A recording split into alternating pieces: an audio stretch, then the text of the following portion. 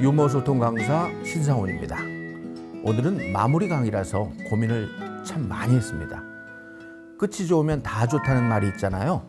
그래서 여러분이 배워서 바로 써먹을 수 있는 기술 중에 정말로 필요한 그런 기술을 제가 골라왔습니다. 제가 제일 자신 있는 소통의 기술을 알려드리는 게 나을 것 같더라고요. 바로 마이크 잡고 소통하는 법. 어딜 가나 이제 나이가 많은 축에 드시죠? 그럼 마이크 잡을 일이 생깁니다. 자녀들 결혼식의 축하 인사, 취임식, 격려사, 축사, 조사. 마이크는 없더라도 사람들 앞에 인사를 해야 될 일이 많습니다. 그럴 때 써먹을 수 있는 기술이니까 잘 적어뒀다가 바로 써먹어 보세요.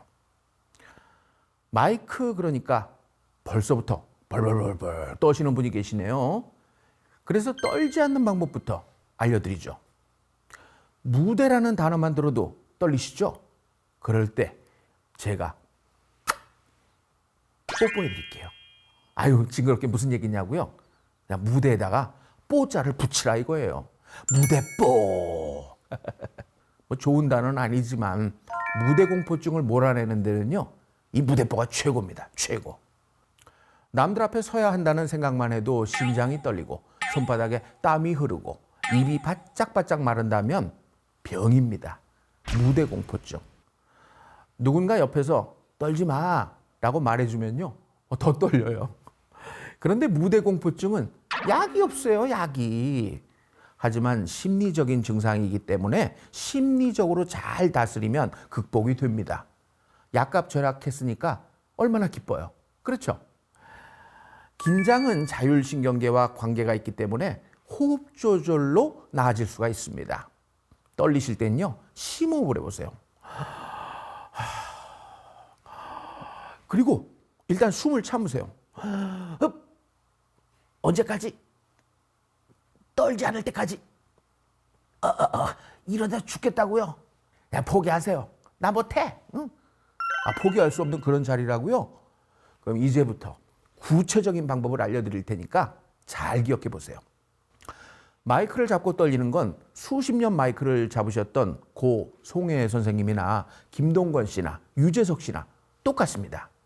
그런데 그분들은 덜 떨기 위해서 몇 가지 준비를 합니다. 첫 번째, 대본. 프로들도 대본을 준비하는데 아마추어가 빈손으로 올라간다는 건 만용입니다. 그렇다고 A4 용지에 적어서 보라는 게 아닙니다. 미리 말할 내용을 사전에 정리한 다음에 최대한 외우시고 중간에 막힐 걸 예상해서 컨닝 페이퍼를 준비하라 이겁니다. 컨닝 페이퍼를 준비하라는 이유는 그걸 보라는 게 아닙니다. 마음의 안정을 찾으라는 겁니다. 중간에 잊어버리더라도 뭐 보면 되지. 두 번째, 중요한 무대일수록 일찍 도착해서 직접 그 자리에 서보세요. 스타들은 마지막에 나타난다고요? 아닙니다. 진정한 스타는 일찍 와서 리허설을 합니다. 조용필 씨도요, 제가 예전에 방송할 때 보니까 제일 먼저 와서 리허설을 하시더라고요. 초보인 당신이 리허설 안 한다는 건 말이 안 되겠죠? 그리고 마지막으로 떨지 않으려면 청중들을 내 편으로 만들어야 합니다. 어떻게? 유머를 활용하는 겁니다. 웃으면 바로 내 편이 됩니다. 자기소개. 우리는 평생 자기소개를 해야 합니다. 유치원 입학해서부터 떠나는 그 순간까지. 그렇게 수백 번, 수천 번 사용하는 자기소개를 준비하는 사람이 별로 없어요. 같은 이름을 평생 사용할 거면요, 자기소개 하나 좀 만들면 좋습니다. 이제라도 만들어 보세요. 오래전에 제가 CEO 모임에 간 적이 있는데요, 자기소개하는 시간이 있었어요. 미꾸라지보다 더 큰 걸 뭐라고 하는지 아세요? 미꾸 엑스라지입니다. 여의도에서 추어 땅집 파는 아무개입니다. 저는요, 나무 팔아 목돈 벌고 잔디 팔아 떼돈 버는 조경업자 누구입니다. 자기의 성씨나 이름으로 조크를 하면 기억하기도 좋습니다. 저는 한 번도 정교수를 해본 적이 없습니다. 조씨거든요. 만년 조교수 누구입니다. 제 이름은요, 어머니가 지어주셨어요. 성실하게 살라고 성실. 그런데 아버님이 반대를 하셨어요. 그래서 성실하지 않게 살고 있어요. 안성실입니다. 부자라는 이름 참 좋지요. 강부자, 김부자 전부 잘 됐잖아요.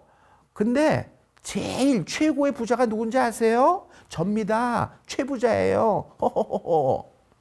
이렇게 자기 이름을 소개하면요, 사람들은 절대로 까먹질 않습니다. 이렇게 자기 이름으로 재미있게 자기소개를 만들어서 보내주시는 분들께는요, 제가 드리는 게 있어요. 감사드립니다. 자, 그 다음에 한국인이면 피할 수 없는 건배사입니다. 사회생활 하다 보면요, 건배사 한 번씩은 해야 됩니다. 언제까지 위하여만 할 수는 없잖아요. 몇 가지만 미리 준비하시면 평생 써먹을 수가 있어요. 단 그날의 분위기에 맞게 잘 고르는 센스가 필요하겠죠. 만약에 친구들과 함께하는 술자리라면요, 흥청망청, 흥해도 청춘, 망해도 청춘, 그 다음에 청바지, 청춘은 바로 지금부터. 만약에 술자리를 식당에서 갖는다 그러면은 주변에 있는 뭐 그런 물건들을 한번 잘 둘러보세요. 만약에 뚝배기가 있다 그러면은 뚝심 있게, 배짱 있게, 기운차게 뚝배기. 그 다음에 반찬 중에 고사리가 있다 그러면 고마워요, 사랑해요, 이해해요, 고사리. 어떤 모임에 갔더니요, 프랑스에서 오신 분이 계시더라고요. 그 제 차례가 됐는데, 여러분, 오늘은 특별히 불어로 건배사를 하겠습니다. 제가 마셔, 그럼 불어 하세요. 마셔 불어. 이처럼 건배사는 현장 분위기가 중요합니다. 그런데 조심하실 건요, 요즘 젊은 친구들이 아주 싫어하는 게 있어요. 그게 뭐냐고요? 건배사 싫어해요, 건배사. 그러니까 자기가 하겠다 그러면 시키고 안 하려고 가만히 있는 사람들한테는 제발 좀 그런 거 좀 시키지 마세요. 세 번째로, 축사. 오늘도 우리나라 수십 군데 펼쳐지는 공식 행사장에 가보면요, 내빈 축사라는 게 있습니다. 너무 길고 너무 많은 사람들이 소개가 됩니다. 제가 강의를 갔을 때 제 앞전에 공식 행사가 열릴 땐 보면요, 무슨 장관이다, 시장이다, 의원이다, 아우 너무 길어요. 이젠 좀 줄여야 될 때가 왔습니다. 그러나 행사를 주관하는 측면에서는요, 누구는 넣고 누구는 뺄 수도 없어요. 뭐 이해는 갑니다. 만약에 여러분들이 축사할 기회가 생긴다면 딱 이것만 명심하세요. 짧을수록 박수가 커진다는 걸요. 앞에 여러분이 좋은 말씀 많이 해주셨으니까 저는 딱 두 마디만 하겠습니다. 땡큐. 그러면 아마 큰 박수 받으실 겁니다. 시작을 퀴즈로 하는 게 좋습니다. 어떤 모임이나 행사에서 마이크를 잡았다면요, 사람들의 관심을 집중시키는 게 중요합니다. 주목주목, 조용히 하세요. 아휴, 언제까지 이렇게 하실 겁니까?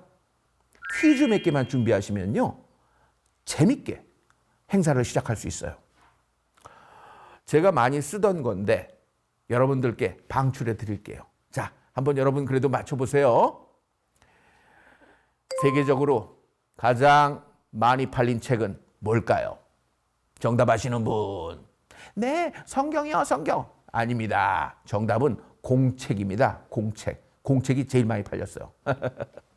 채소 장수들이 가장 싫어하는 도시가 있어요. 시드니. 광부가 가장 많은 나라가 어디죠? 광부. 케냐.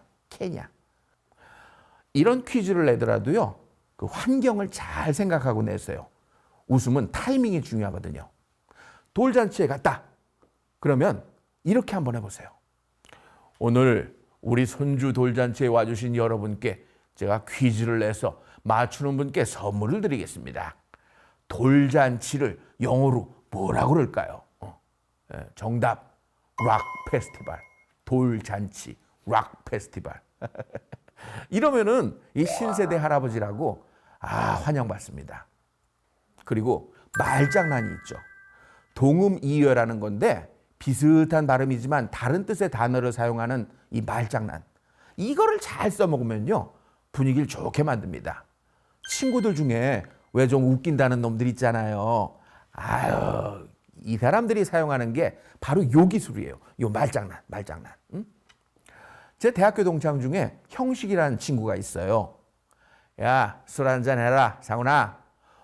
나 술 좀 오늘 먹기 좀 그렇다. 그랬더니요, 이러더라고요. 술은 냉장 보관이 안 돼. 내장 보관해야 돼. 내장 보관. 웃으면서 제가 한잔 했습니다. 또 옆에 그 대준이라는 친구가 있었거든요. 얘들아, 오늘 술값은 대준이가 전부 대준대. 그때 정말 대준이가 술값 다 냈어요. 응?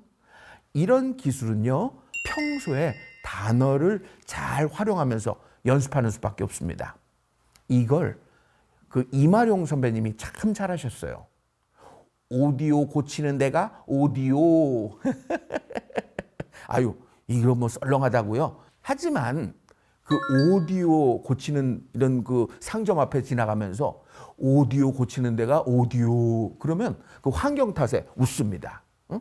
안심하고 그냥 등심 시켜. 주문하세요.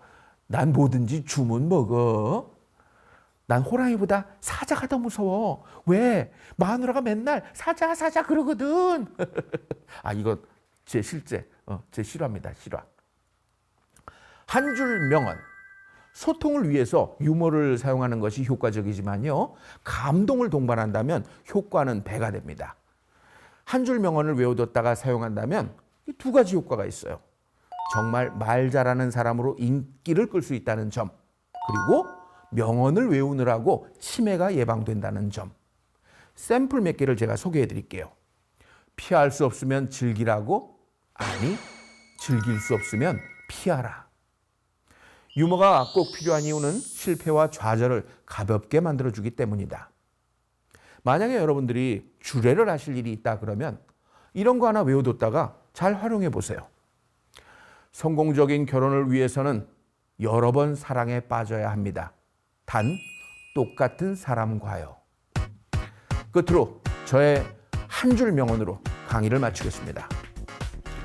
지금이 우리에게 주어진 마지막 시간입니다. 대화하고 사랑하고 웃을 수 있는. 지금까지 유머소통 강사 신상훈이었습니다.